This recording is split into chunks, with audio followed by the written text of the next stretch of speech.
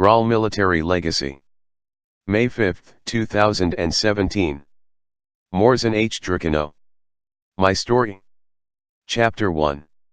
Humble Beginnings. It all started in 2012. As I was first introduced to the state by a man named Lincoln, the then current military community consisted of the state parliament and the Biscayan Empire, as well as minor unnotable military guilds. This is not a complete record of everything, merely history from someone who has been in the community for many years. The state consisted of two branches, the state parliament, the state military, with the leadership separated into three positions, but ultimately ruled by one. These were, the Prime Minister, the General of the state military, and the King, who controlled the entire state although technically guided by the state constitution. The state was currently in one of its most prosperous eras, with the parliament meeting often, the military at full strength, and the king active and involved. Soon upon joining, I was first enlisted as a military private, but then switched to the parliament to have a more involved role. Shortly after becoming a minister, the state and a majority of its members were banned for what I believe to be the linking of accounts via the free upload system. When OL Visit was banned, or perhaps some NCO, the rest got banned as a result. Chapter 2. SAFF The Golden Era. Shortly after the state had been destroyed, OL had come back with another era of the State Assault Federal Forces, also known as SAFF. This era consisted of each infantry unit being known as a team, which was smaller than regular infantry units but also more specialized. The governing body of this era was the Supreme Council, of which I was humbly a part of.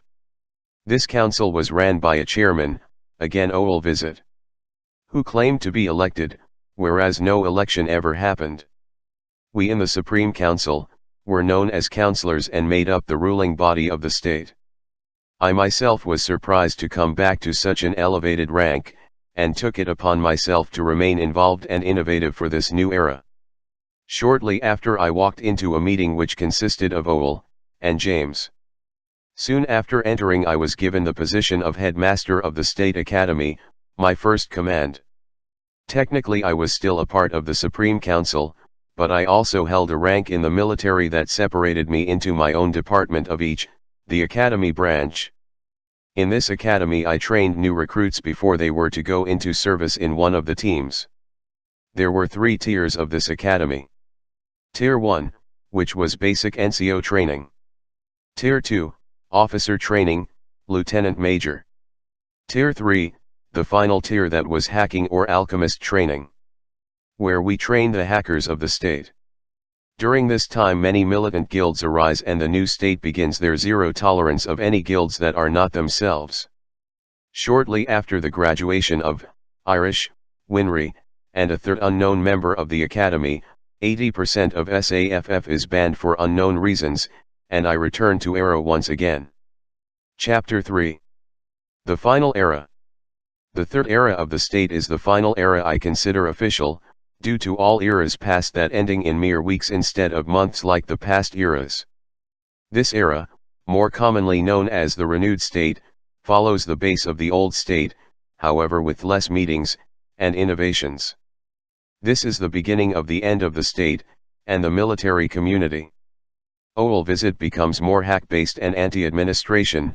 I become a colonel in the state military as there was no parliament. Weeks go by with no real innovations and countless wars and rebels. Chapter 4. Morzanic State.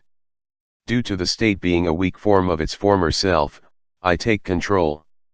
I call this era the Morzanic State.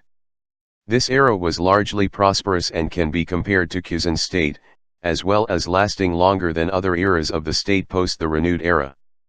This state in perspective gave hope for future eras of militaries, and rejuvenated the military community. It was the first military to ever successfully hold and use a territory, being Caldera. With prominent members such as OL Visit, Zinke, and Volnus taking high-ranking positions after the success became apparent. Sadly, this era, like all eras, was not to last, as it was never meant to.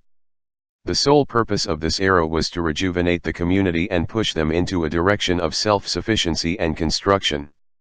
Unfortunately, all this succeeded in doing was show the state was still a prominent figure that lesser guilds could target for fun. Chapter 5. The Military Depression. This is not a one-time era, but a reoccurring one whenever a prominent figure is not heading a military. The community becomes, in a word, boring. As well as the fact that no major innovations are being underway and the militaries that come out of the era are incompetent and lack any real groundbreaking discoveries or structure. This in turn leads to many members quitting and no one comes around to pick up the pieces. Of course there are some militaries that succeed in this era, such as Aurea. But the vast majority rise and fall within weeks, and make little to no progress in changing anything. Chapter 6. Philosophy. I believe, and as I have written under the name of both Zane Winston and Maxwell Crane, that the only solutions are either a very competent leader who has the will and activity to change things, or a military split up between multiple moderately capable leaders, who can split the duty and contribute in their own ways. The problem with the first solution is that no non-state leader, that being a leader who was not trained in the state, has the capabilities nor the ability to lead anything other than a repetition of past guilds. They lack the support, and went straight to leading instead of ever learning how to follow, and thus not knowing what people want and only following their own selfish goals.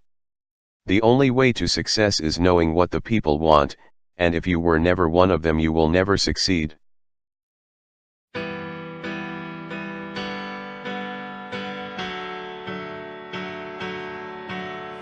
Blood for the scars and the stars and the stripes in my hand. And they've been telling me I'm lost, double-crossed, that I don't understand.